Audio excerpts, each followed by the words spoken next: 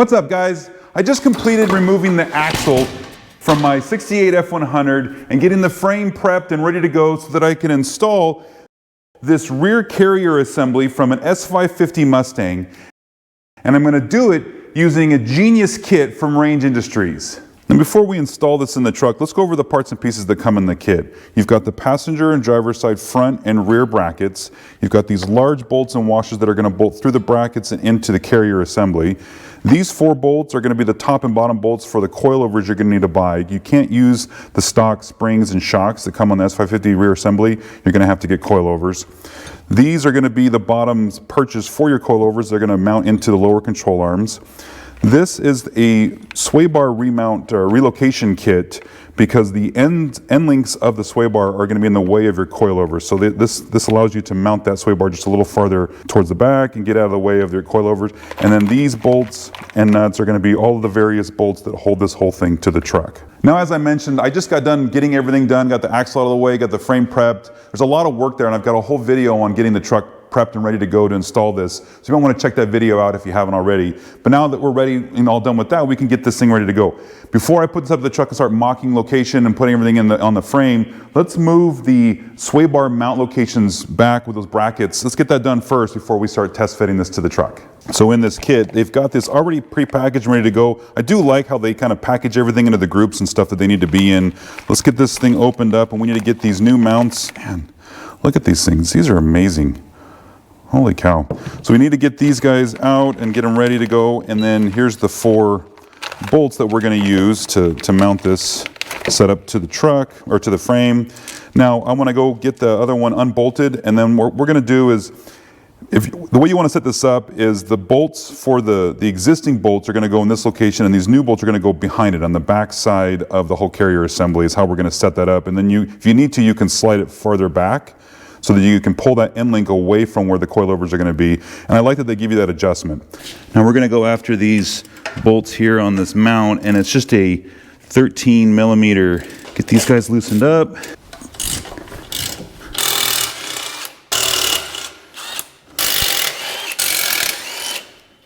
All right, so now I want to put these on, and again, we're going to have the threaded holes on the back. This is the back side, so we want them towards the back so that we can slide this further back if we need to.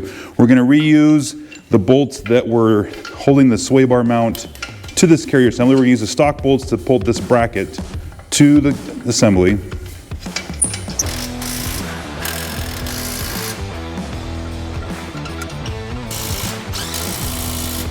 And now we can use the new bolts that came with the kit and thread them into this new bracket.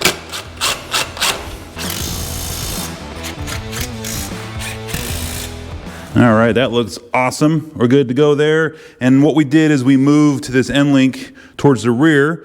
We've got more room for the coilover to sit right here, which is perfect. Now this is where the fun begins. This is going to be such an easy kit to install. I took the spring perch mount out of the frame here, and we use these holes. We don't need to worry about the holes in the front. In fact, I have a short bed. I had done that conversion on this truck. If you have a short bed or a long bed, it doesn't matter. This will work for both setups, and we just need to use these rear holes.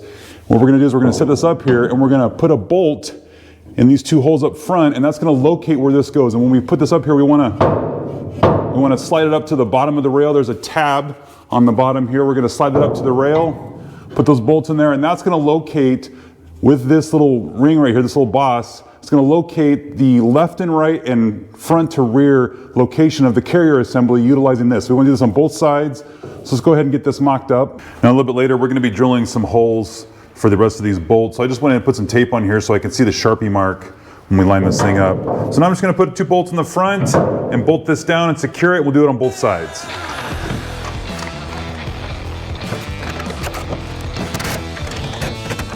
And then once you get these bolted in place on both sides, we're going to go ahead and lower the truck. I've got this set up on some sawhorses here, and we're going to align this boss right here with the holes on both sides. I might have to move something and shimmy it around a little bit, but I'm going to lower it down, and what we're going to find out is that this right here is going to contact the frame, so we're going to have to notch part of the frame out underneath here. I'm going to get a little marker, and we'll raise the truck back up, and we'll notch this out, and then we'll lower it back down again, and then we can set the second bracket.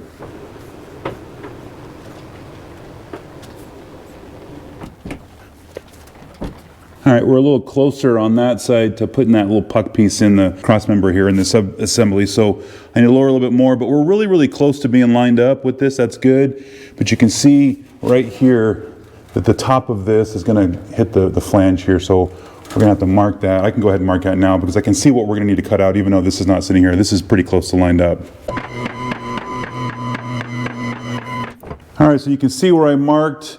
I'm gonna just probably come over maybe to about this hole and just notch that out with like a cutoff wheel, and then we can lower it back down. Do the same on both sides and we'll see if that's close enough to clear this guy here.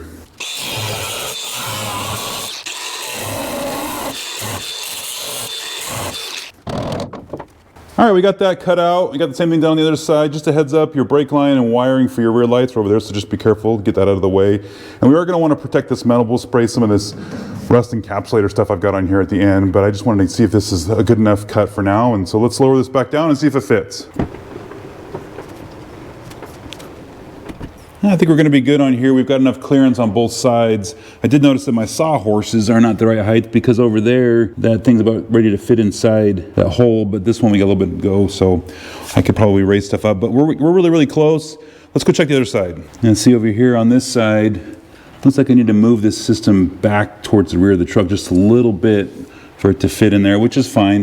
And then we've got enough clearance on that cutout on the frame, so it should be all right there. So let's, I'm gonna have to probably prop up that other side and get everything lined up so that we can drop that in there, and we'll put bolts in there and get it all lined up so it's happy. Then we can set the position for this back bracket. Now we're looking real good. I got this thing shimmed up a little bit better, and we're just about to drop in the pocket there. That's good. I am noticing that I might have to trim a little more off of that, so I'm gonna mark that for when we raise this up. I'll trim a little more off there. I'll probably do the same on the other side.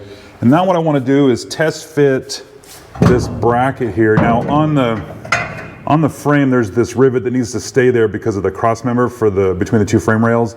So you didn't want to take that out. That's good. We want to leave it there. And on this bracket, there's a hole that's going to clear around that rivet. We're going to put that up there, and I can't do this with both hands and hold the camera, but we're going to want to make sure that that rivet is inside this hole, and then we're going to want to center this bolt hole inside here as best we can. And then we'll get this thing lined up. We'll do the same thing on both sides. I'm gonna put some tape on here like I did up front so we know where to mark so I can see the Sharpie marks. So let me get that set up real quick. All right, now that we got the tape in place, we can go ahead, and I don't need to bolt this down because this thing, I know it's gonna be lined up. We're gonna be pretty good. So I'm just gonna go ahead and mark with the Sharpie where these holes need to be drilled. And then we're gonna take everything apart and I'm gonna drill these holes out for these new bolts. Now on this back bracket here, what I did is, it's gonna be kind of hard to see in the camera, but there's the rivet. I'm making the head of the rivet in line with this gusset piece right here so that I know where it sits front to rear of this setup. And the hole is really, really close to center on this boss here. So I think we're gonna be in a good spot. I can go ahead and I can mark with the Sharpie where we need to drill the holes. And don't forget that there's 2 holes on the bottom side of this bracket. So when I lift everything up, I'll have to mark those as well. And then we'll drill that out.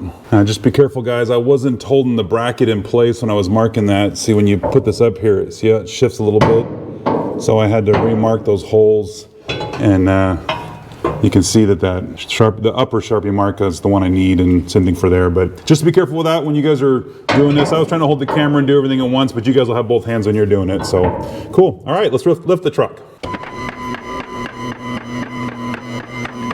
And like I was saying, here's those holes underneath that we got to get those drilled out, and here's the area I'm going to cut out a little bit more on this to clear everything. So cool. And I got the same thing on that side. We are ready to go. Let's get to work.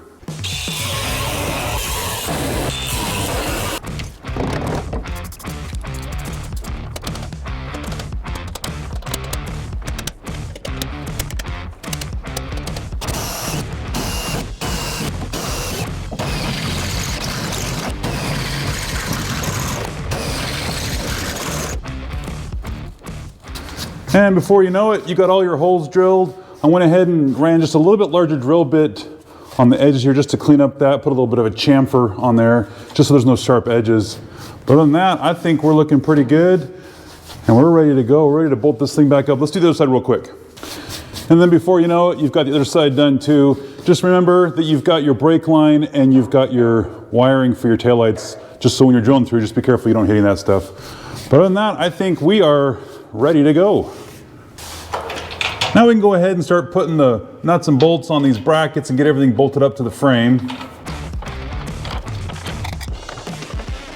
Now we'll go ahead and tighten everything down.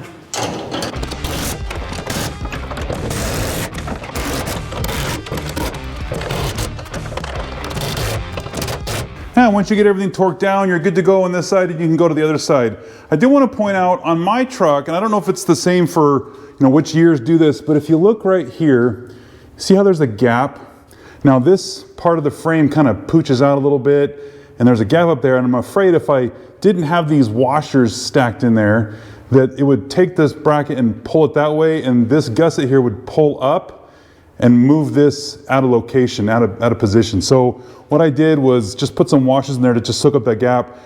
And this, at first I thought this was just something that somebody had just modified, but it's on both sides of the truck and it is symmetrical the way this thing kind of pooches out right here. And so I don't know what years do that. So just a heads up for you guys' truck, if you've got that, that's what you need to do. Is we don't want to suck this thing to the frame because it could move this out of position, and then we don't want that. So cool, let's get the other side done.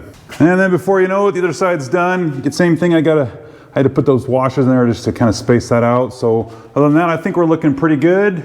We are ready to drop this thing. Real quick, something to point out. I'm gonna try to use the parking brake cables that I have on here, but I don't know how I'm gonna route them underneath this setup yet. So I'm just gonna leave them tucked in here so that when this thing's mounted up in the frame, it's not sticking on the outside. We don't want these cables mounted like out there.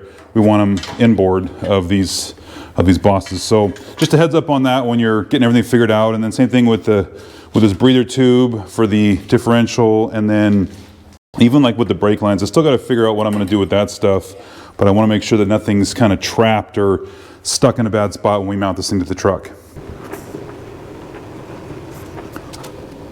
All right, everything's looking good so far. I think I might have bumped this thing when I was doing all this stuff, but that's okay. I can just kind of shift it over, and when we put the bolts in here, we can suck this thing up to the bracket and everything looks good.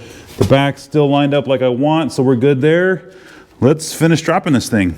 And for this guy, we're gonna put one of the big bolts in the front, and then we're gonna put a big washer on the bottom here, and then a nut to go with it. We're gonna do that on all four corners.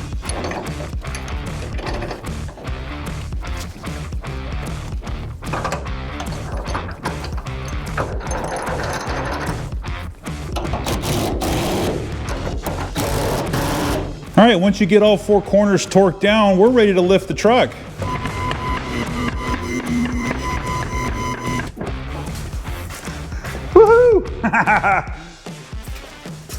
Oh my gosh, this thing is so cool. This looks so awesome in this truck. This is the kind of stuff I wanted to do. I'm trying to do a little more performance with this truck, and this is what I want to do. This is such an easy kit. Now you can weld this in if you want. Now that we've got everything bolted in place and everything's happy, you could do some stitch welding around the edges of the brackets if you wanted, and secure that thing. But if you don't have that kind of equipment, what's nice is this whole bolt-in system is designed to just be, that's it, you're done, bolted in and you can drive. Speaking of that, I've got some more things. I got to do the drive line here. I got to put some coilovers in. I got to hook up the brakes. I got a bunch of stuff to do there, so we'll do that in the next video. But the big thing is getting this kit installed and getting this whole rear assembly installed in the truck. Awesome. So guys, it's just that easy to install that Range Industries kit for that S550 Mustang. It also works for the S650 Mustang if you guys have that. Putting this in your truck is just that easy. It just fits together like Legos, and it was exactly what I wanted, and I'm excited because now I've got this truck where I want to be, and I didn't have to weld things up and measure things and figure out where stuff needs to go and then worry that those tires are going to be off-center or something. It just puts it right where it needs to be, and that's awesome. So if you guys want to check out Range Industries, go see what they have. They have a lot of parts and pieces for these trucks and for other vehicles. I've already got some of their parts. I got the Range Industries power steering mount kit. I've also got those drag link mounts back here for that Crown Vic swap from the Range Industries. So you guys just check out what they have, and everything is as nice as this kit, and it just fits and works, and that's why I like using them. So all right guys, we'll see you in the next one.